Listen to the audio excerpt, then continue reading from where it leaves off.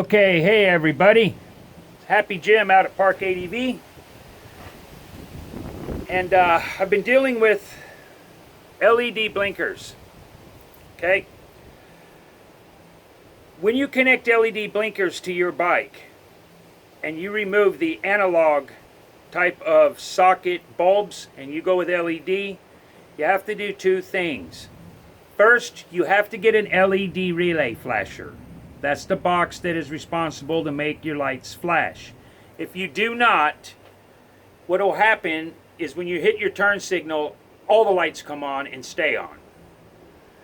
Once you buy the flashing unit, the LED relay flasher, then you hit your turn signal and all your blinkers come on whether you hit right or left.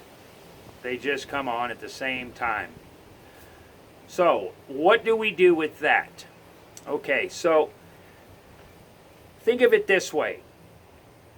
The type of socket, the analog lights, the amber ones, the ones that you have stock on the bike that are a socket you push in and you twist, each socket creates a ground. So when you hit your blinker, that electricity flows, it's grounded, and it stops it from flowing to another circuit. It'll flow to the side of the bike it's supposed to be on, but the grounding process keeps the electricity concentrated on one side. It also feeds power up to your indicator light bulb. So when you go LED, they're low resistance, so they just flow. The electricity just flows around. There's nothing to create a resistance.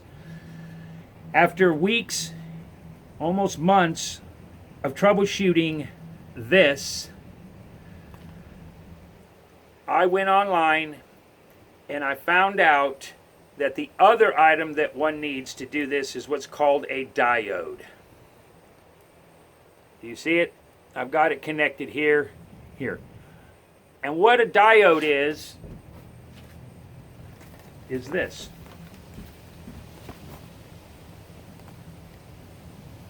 It's two wires with one lead out the other side. Can you see that? This kit I bought from BikeMaster. You can go to bikemaster.com and get one. That's where I got mine. It's called a metric bike diode kit, part number 266288. And you can get it at bikemaster.com. Okay? This might help you because I, of course, think that I could figure it out, and it was a grounding situation. So once I bought the diode kit, what you do is you determine in the back of your manual, inside your shop manual, hang on, I'll show you what I'm talking about.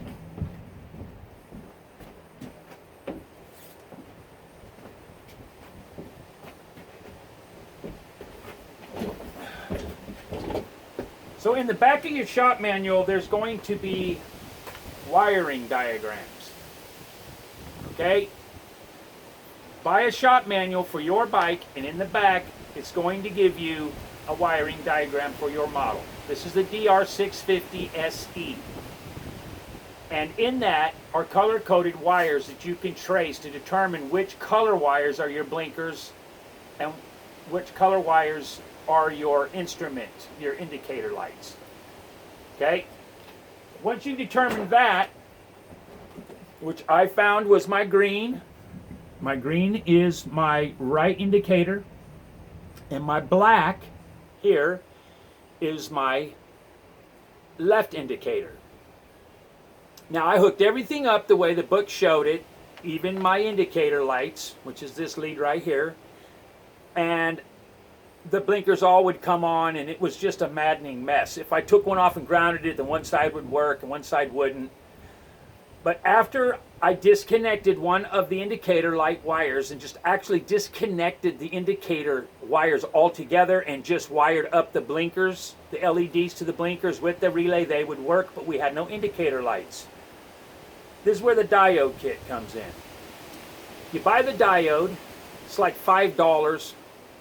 And what you do is it's two leads and then into one. And right here, in here, you cannot make this yourself. You can, but it's a disaster, is a little chip. And what that chip does is it allows electricity to flow one way. It stops electricity from circling around and coming back, completing a circuit in areas it's not supposed to be. Super simple. When the diode kit comes, you splice into your right side of your indicators, to your left side of your indicators, and in my bike it is black and green. These two red leads go to black and green, which is right and left. And then the one wire, it ties into your indicator wire. That's your bulb up on your dash that flashes. There will be two wires. One does the right, one does the left. It doesn't matter which one you connect the lead from the diode kit into. The other indicator wire that's free floating, tie it into a ground. That will complete the circuit, stopping electricity from flowing where it's not supposed to, and your blinkers will work fine if you're going to go with LED. I hope this helps you guys, because I am telling you, this is what I've been dealing with.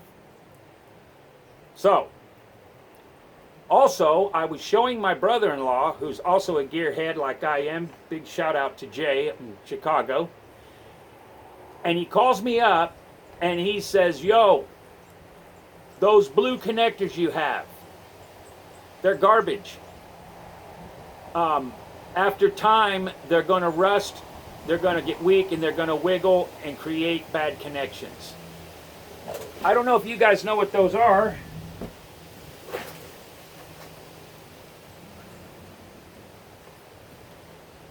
They're these.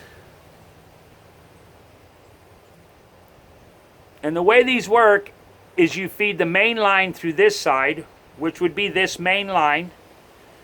You feed your wire in, and then you take your other wire you want to tie into it, and you shove it in halfway, and you push this down with a pair of pliers. And what this does is those little slots slice the wire, completing the connection. When I did this, I wondered if they were going to give after time, start vibrating loose, because they're not as strong as a soldered connection. And I really didn't want to get into crimping and stuff. So he said they're garbage, they're not going to last. And any of you have seen some of our past videos over the last couple of years, we ride in the rivers and we fall over, we ride in the rain, and I kind of do want these not to do that. I want them to be permanent. So Christy had gotten me something, aka butter. She had gotten me something a while back called solderless connectors. Okay? This is them. The different colors are for different gauge wires. This is from a company called Goosong, Keji, Goosong. 50-piece solder seal wire connectors. Comes with a little bit of an instruction on how to do it. But if you go online and you type up Goosong solderless connectors, you're going to find this kit. I think it was like 12 bucks. The concept is a lot like you would with just a regular crimp connector. But the difference is this dude right here. That right there is solder. These right here are bands. With a heat gun, I've tried it with a blow dryer, it doesn't work, so you need a heat gun or some type of torch, but don't burn stuff up. This is shrink wrap. If you've ever played with wiring shrink wrap, it shrinks around the wire, which is what this is. Shrink wrap.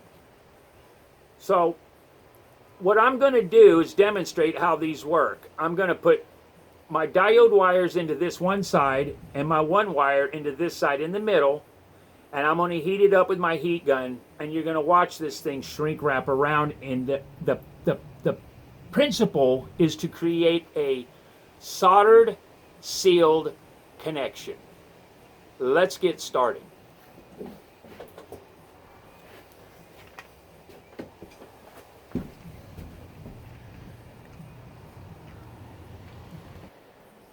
Okay, so we've got our connector. I've got my wires doubled into one connector. I'm going to tie all these together.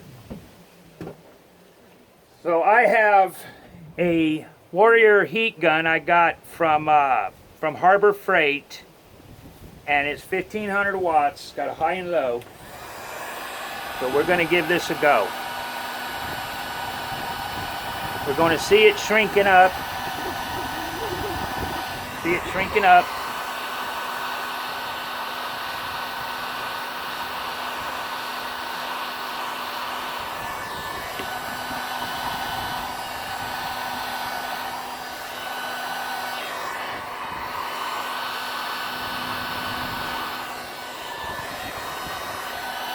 We don't want to burn it, we just want to tighten it up. Look at that.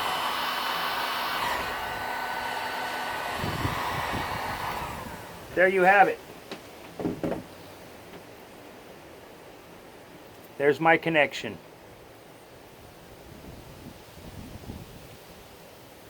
Isn't that beautiful? Ha ha.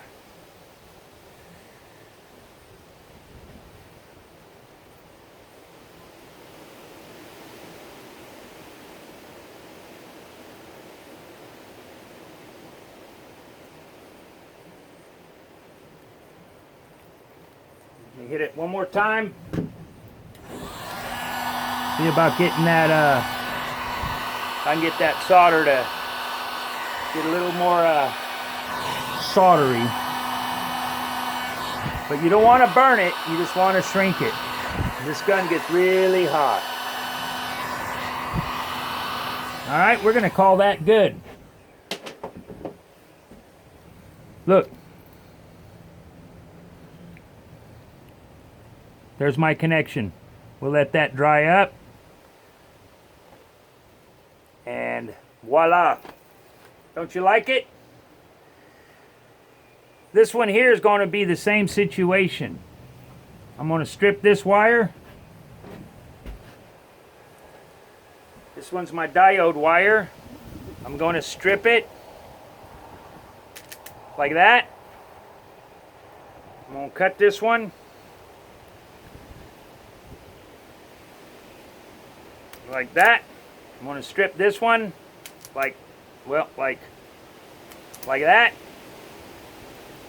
I'm going to strip this one like that. Then I'm going to get another blue connector and I'm going to feed, I'll twist it up nice and tight. Twist these up nice and tight. Wires have to be touching inside, guys, to complete the circuit. So I'm basically tying these three wires together. So I'm going to put my connector here on this side. And I want this copper right about where that solder is. Then I'm going to take these two. I'm going to put these two together. I'm going to wind these up best I can with my fingers. Okay, well that ain't going to work, is it? Might need to have a little more wire stripped off this one.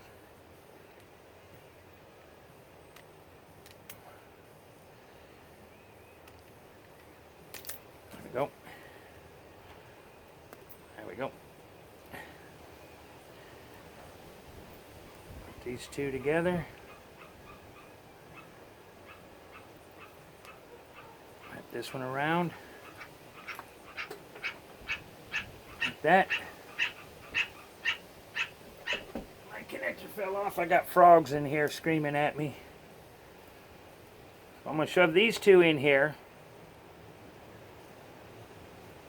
Like that. And this one in there. Like that. I want to make sure they're in there where they should be. All of them need to be touching. I'm going to get my deal here.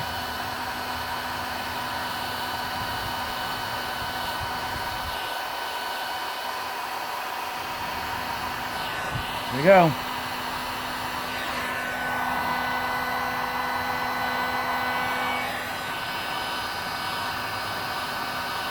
Tell me that ain't slick. Boom. Tight as can be. Done. Gotta let it cool. Anyway, guys, let me know what you think about that in the comment section. And that's going to be a connection that is going to last.